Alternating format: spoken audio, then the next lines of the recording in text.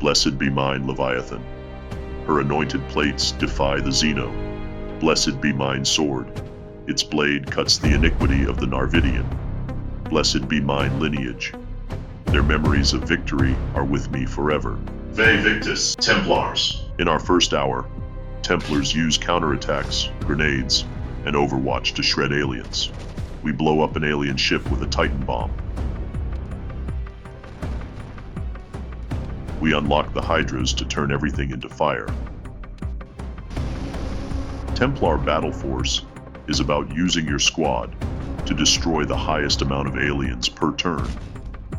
On the first few missions, we use our captain to block any aliens with his melee counterattacking ability, and our soldier to blast any alien that walks into view. Templar Battleforce has a wide variety of missions. I normally hate escort missions, but in this one, I could have made it go faster if I had unlocked the soldier's rallying charge ability sooner. So this one was my fault for it going slower.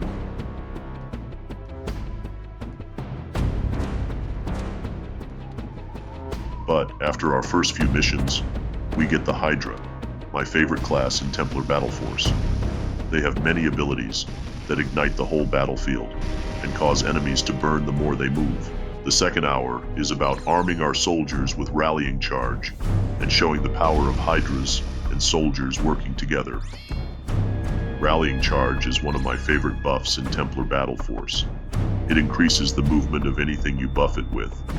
I use it to make my squad quickly move through all of the levels. I also use it on a civilian escort mission, where the civilians can only move 4 squares. This makes everything a lot smoother, as we can outrun the Xeno. Switching gears back to combat, our squad is very effective at controlling territory. My Hydras set up fields of burning terrain. This makes all enemies take damage when they walk through it. If they do make it through the fire, my soldiers are waiting for them with hot plasma. Hot plasma has a shorter range but very high penetration on armor. The story of Templar Battleforce is about fighting humanity's greatest nemesis, itself, and the alien forces known as the Narvidians.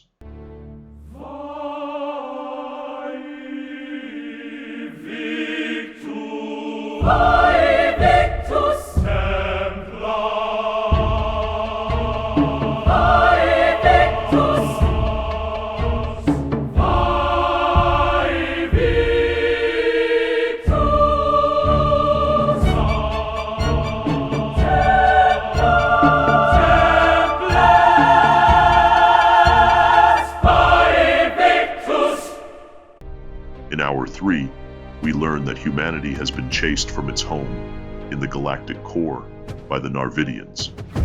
The Xenos we fight are called the Terox. They are the pawn soldiers that seem to be able to spawn anywhere their spores land. Some of the humans that came with the Templars are part of a cult that worship the Narvidian and are trying to call them to where humanity has fled. In the fourth hour, our squad continues to mature. We specialize our soldiers for short-range combat. Our captain is a burst damage powerhouse. Our engineers can capture tack points in one turn. For soldiers, I have unlocked plasma, grenades, and rallying charge. I also give them inferno armor to increase their fire and radiation resistance. This means they can walk through the Hydra's fire fields without harm. For the captain, we focus on tankiness with maxing fortitude for damage soak and the Inferno Legion armor for resistance. I will want to grab the Null Blade for him to max out extra plasma damage. Finally, our engineers will specialize in capturing with Capture 6. This allows them to only use 2 AP. I plan on them getting heat venting to help control our Templars' heat generation for the longer levels. Let's plan out some assaults together so you can see how my battle force operates in the field. Mission 20, Tunnel Complex. Our objective is to gain access to a complex. There is a locked door on the way out. This needs to be unlocked by capturing a tactical point. I get 2 soldiers for the beginning to pair with my captain and engineer.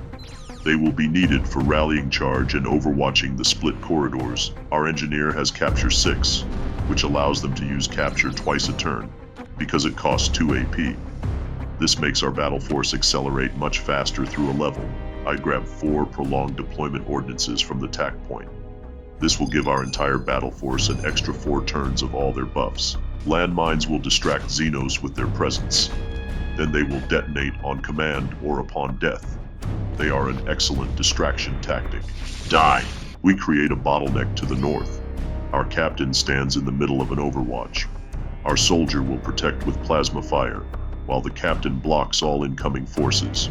The Xenos turn cowardly. Time to punish them.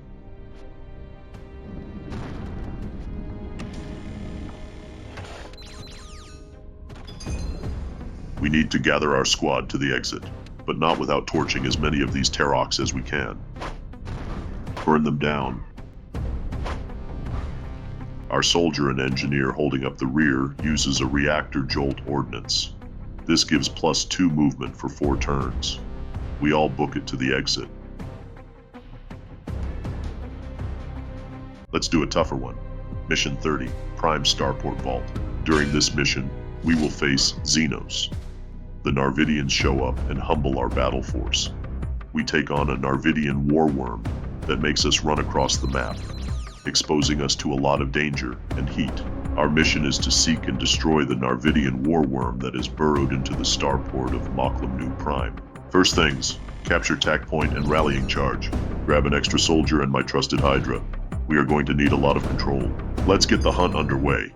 Captain rushes forward and uses his grenades to burst down the worm. The captain gets it close, but this thing has over 600 hit points. And the hunt is on. The worm flees underground. Templars, we are rolling out hot. The worm resurfaces again, this time with Narvidian guardians. Time to rebuff and march. Narvidian warriors are deadly, up to 100 damage per turn with good penetration, and they have about 300 hit points each. These can easily destroy our non-tanky Templars. Our Hydras light up the worm and the Narvidians. They all burn the same. Our soldiers' plasma vaporizes the Narvidian guardians, and our Hydra chases the worm into its tunnels with fire. We advance to the north for the final encounter. We have 100+ heat on almost all of our Templars. We have to finish this up soon before they all fry or shut down. The worm appears for the final showdown. Templars, on me. I cut off Xeno reinforcements by taking the tack point. The Hydra provides a layer of protective fire from the advancing Narvidians. Our soldier sets up an aggressive overwatch to blast anyone that approaches. But he gets blasted back by a Narvidian that has 6 range. That hurt. We take the tack point, resupply the commander's grenades. It is time to unleash hell. We use an assault overflow kit that grants us a lot more damage and critical chance. These grenades are going to devastate that war worm.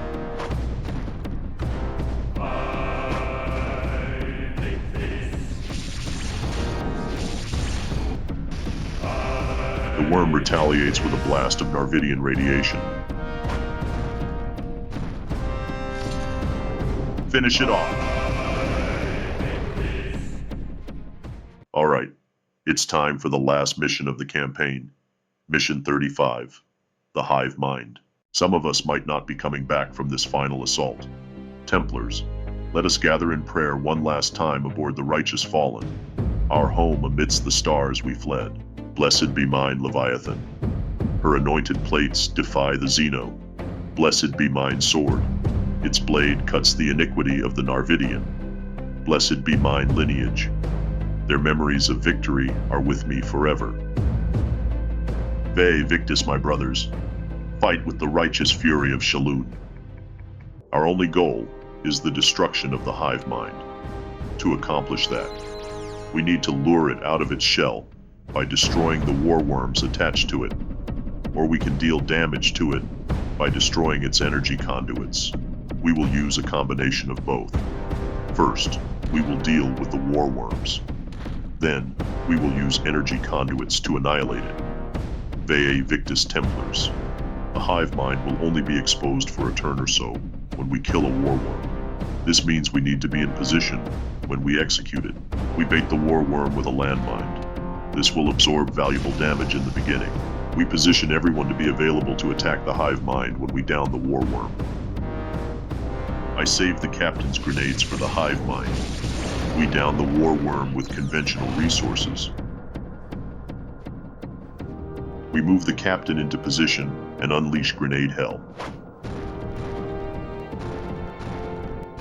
The Narvidians retaliate and deal some bad damage to our soldiers. Thanks Shalun for our mines to distract them. Naira is a Templar who has assisted us on previous missions as a paladin who can heal. I did not show her, but she is invaluable in those missions. And the final one. They will deal vital damage to energy conduits and distract the Narvidians.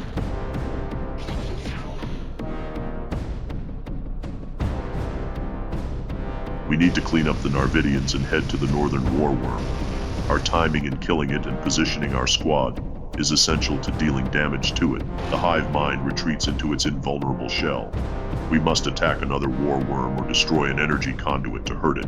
On the east side, we set down flame fields to deter the Narvidians from pursuing the energy conduit defense.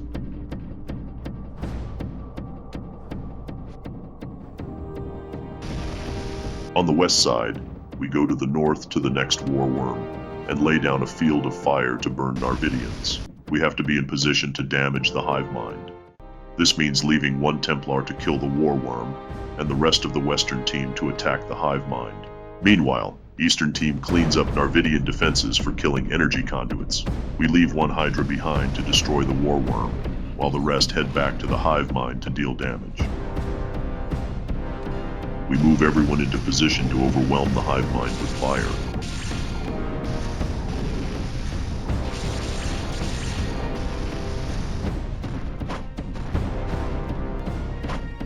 The eastern team deals with Narvidian cleanup and starts damaging energy conduits. We get an extra turn to really lay into the hive mind, lay it down Templars. We set up an overwatch against Narvidians. Eastern team kills an energy conduit and deals 375 damage against the hive mind, Vae Victus. At this point, it's easier to go for energy conduits with both teams than war worms. So we capitalize those easy targets, since the hive mind is weak. And that is the end of the hive mind and the last mission of Templar Battleforce. We have done it. Vae Victus Templars. I hope you have enjoyed my playthrough of Templar Battleforce. It is a great squad-based tactical game. Plenty of choices to customize your squad for all different playstyles. Plenty of fun to be had on the battlefield. The Trees brothers have always excelled at pacing in their games. The difficulty ramps up very gradually. The options to play the game you like to is always available. I look forward to playing Star Traders and Cyber Knights. Their games are very high quality. They began in Android games with Templar Assault Squad and Star Traders. Both are wonderful games, but they have evolved past their humble beginnings. They have embraced what people demand from graphics and gameplay styles. I encourage you to check out their new games. Their universe is unique, yet steeped in what we want in science fiction and gameplay mechanics on a squad-based game. Well, that is all I have for Templar Battleforce. Let us remember the brave Templars who gave their lives and blood in Templar Battleforce. I will see you all on the next one. Ave, atque, vale, mal.